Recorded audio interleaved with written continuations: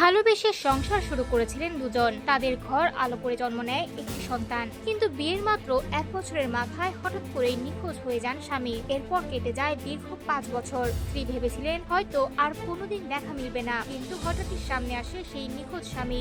আর এরপরই শুরু হয় একের পর এক বিস্ফোরক অভিযোগ ও পাল্টা দাবি। স্ত্রী মৌসুমী আক্তারের দাবি, এই দীর্ঘ সময়ে তিনি একাই সন্তানকে মানুষ করার দায়িত্ব পালন করেছেন। স্বামীকে ফিরে পেতে ও ন্যায় বিচারের আশায় আইনি লড়াই চালিয়ে গেছেন, এমনকি মামলাও করেছেন। কিন্তু এত বছরেও বাবা তাদের সন্তানের কোনো দায়িত্ব নেননি বলে অভিযোগ করেন তিনি।